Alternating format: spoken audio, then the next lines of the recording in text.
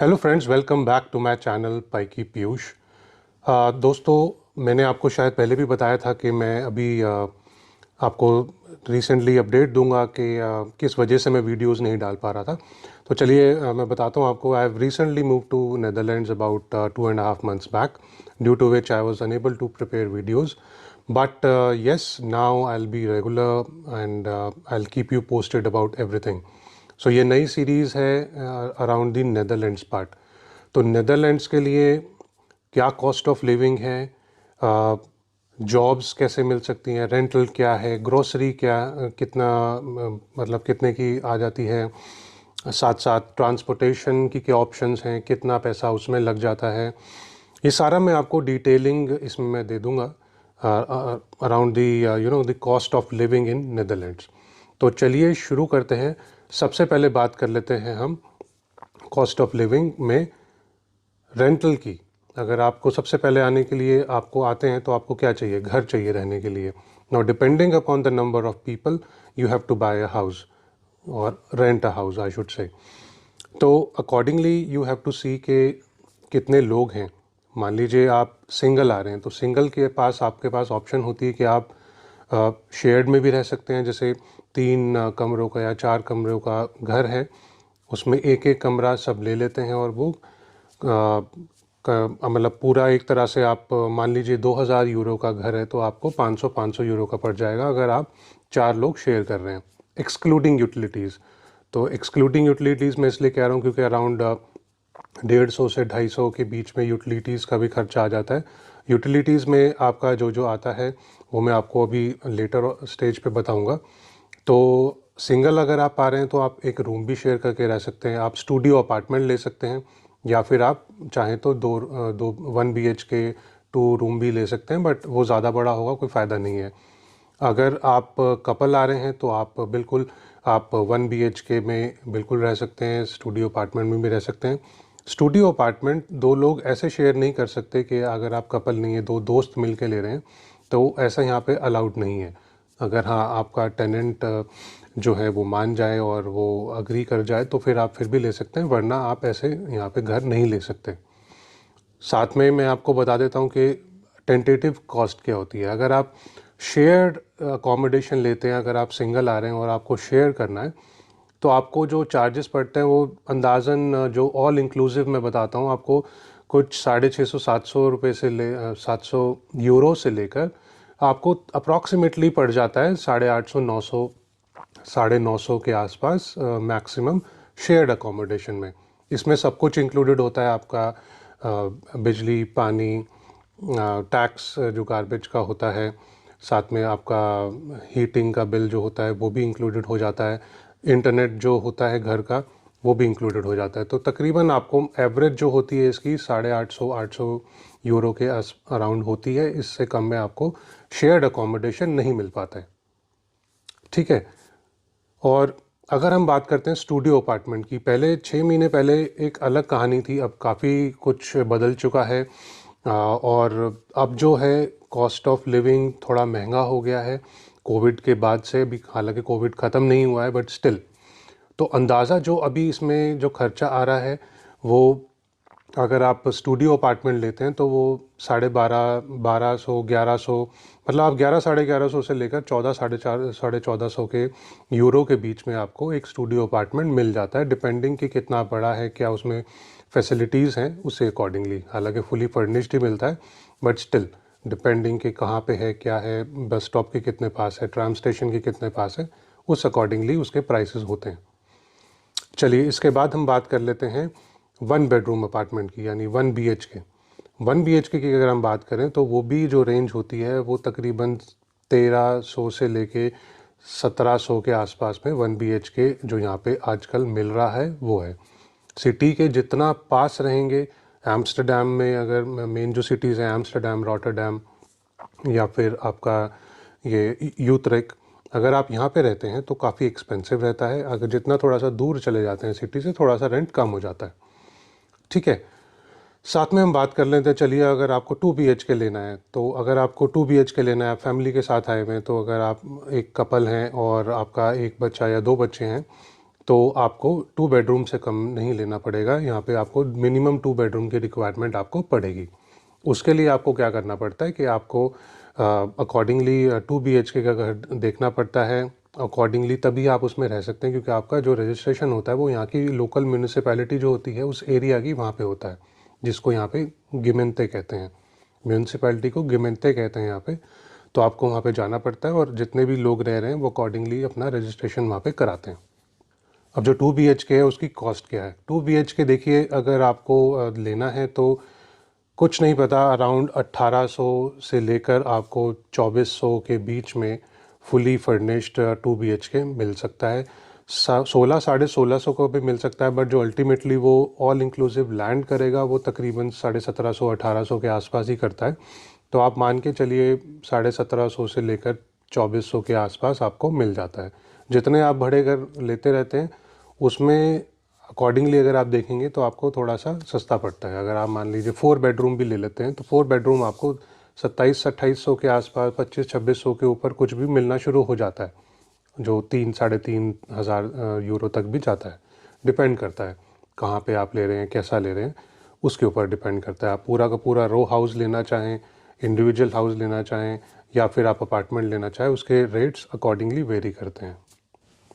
चलिए अब बात कर लेते हैं यूटिलिटीज़ की। यूटिलिटीज़ में आपका जो भी गैस, वाटर, गैस से आपका ये हीटिंग हो जाता है, आपका मतलब रूम हीटिंग, और जो वाटर हीटिंग है वो दोनों कवर हो जाता है। गार्बेज टैक्सेस होते हैं वो भी इंक्लूसिव होते हैं इसमें।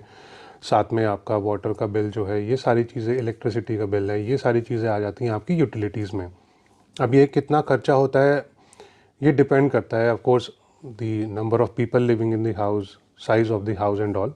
फिर भी आप अगर हम अंदाज़ा मान के चलें तो अप्रॉक्सीमेटली 120-25 यूरो से लेकर आपको तकरीबन 250 से 300 यूरो के आसपास आपको ये मंथली का पड़ जाता है।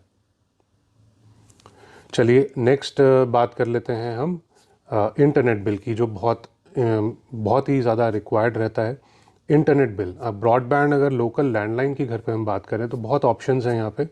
अच्छे ब्रॉडबैंड प्रोवाइडर्स आपको मिल जाते हैं। जो अप्रॉक्सीमेटली टेंटेटिव कॉस्ट रहती है वो आपको कुछ 30 यूरोज़ से लेकर 60 यूरोज़ के बीच में आपको ये मिलता है, जो घर का ब्रॉडबैंड है, जो आपको अराउंड अबाउट 100 Mbps की स्पीड के आसपास मिलता है।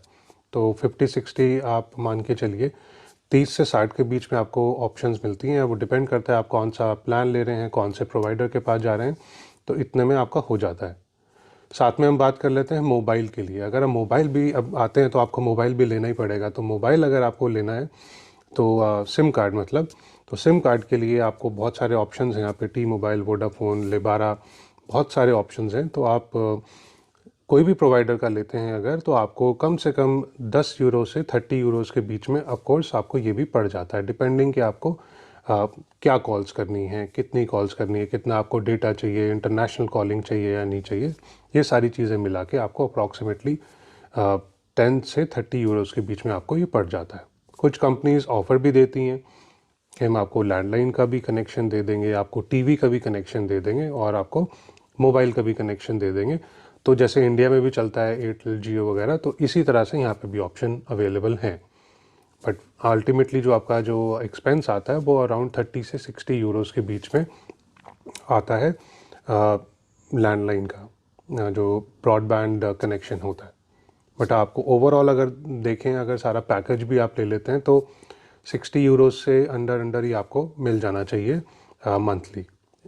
चलिए इसके बाद सबसे मेन जो यहाँ पे खर्चा है वो आ जाता है आपका हेल्थ इंश्योरेंस का, जो यहाँ पे आने के लिए आपको, अगर आप यहाँ पे रहते हैं तो मैंडेटरी है। आपको कुछ 90 डेज़ के अंदर अंदर ये भी आपको लेना पड़ता है आने के बाद।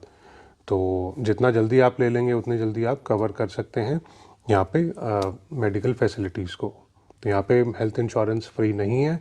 उसके लिए आपको एक इंडिविजुअल के लिए अप्रॉक्सीमेटली आप कह सकते हैं राउंड अबाउट 115 यूरोज़ से लेकर राउंड अबाउट 140-45 यूरोज़ के बीच में आ जाता है।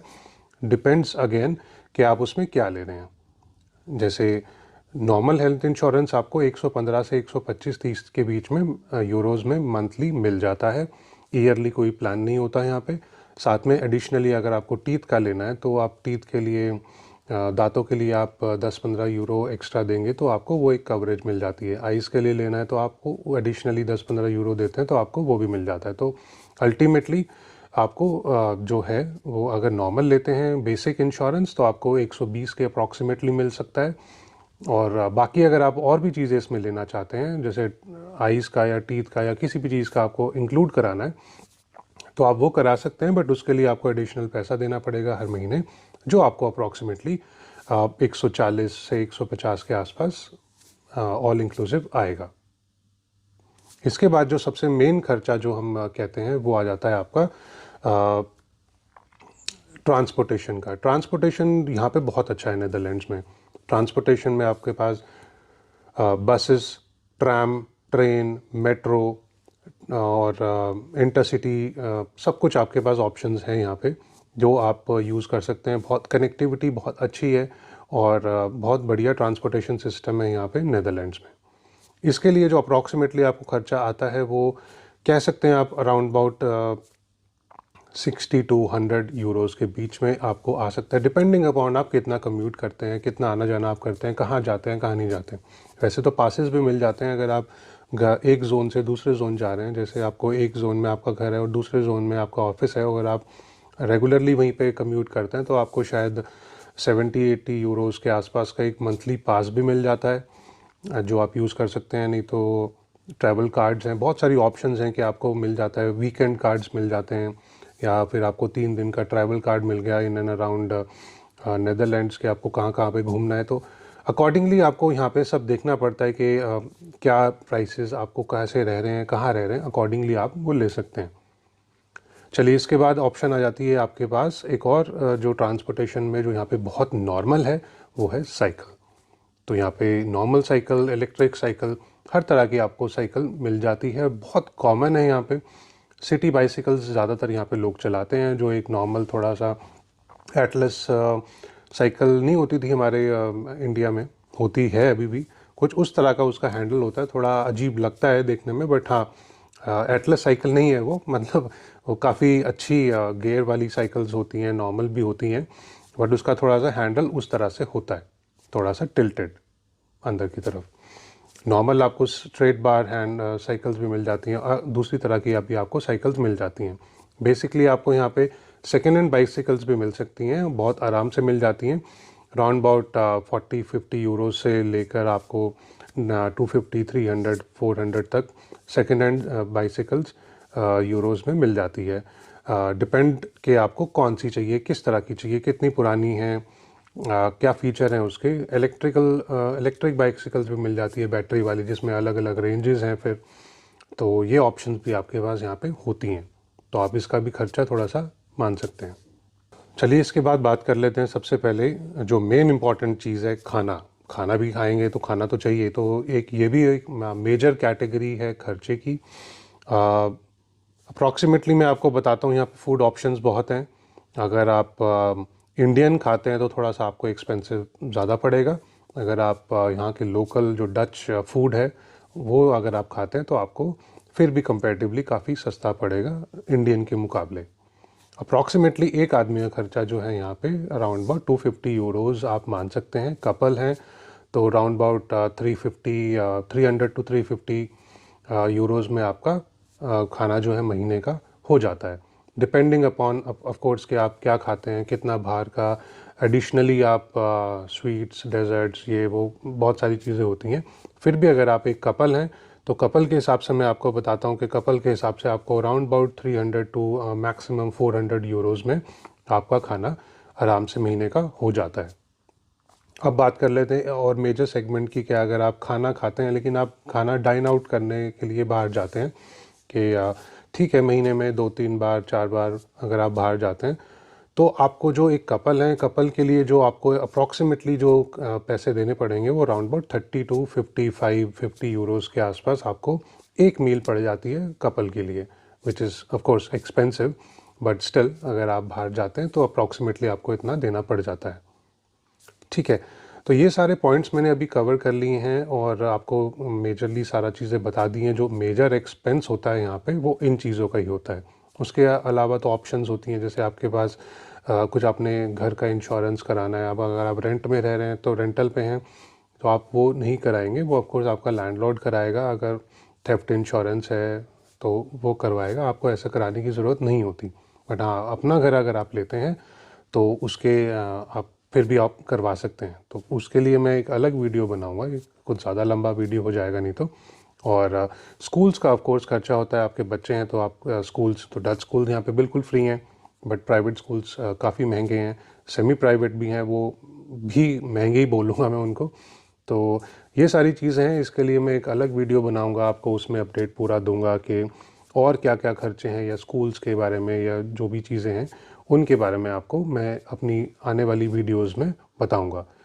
तो that is it guys, thank you so much. और बाकी आपको if you have any questions, any queries around travel to Netherlands, या यहाँ पे कोई भी चीज़ के बारे में आपको पूछना है, तो just keep me posted. If you want a specific video for something specific, just let me know. I'll try and prepare a video around it, or I can at least आपको comment करके I can let you know कि यहाँ पे क्या, मतलब जो भी है आपका मैं आंसर दे दूँगा।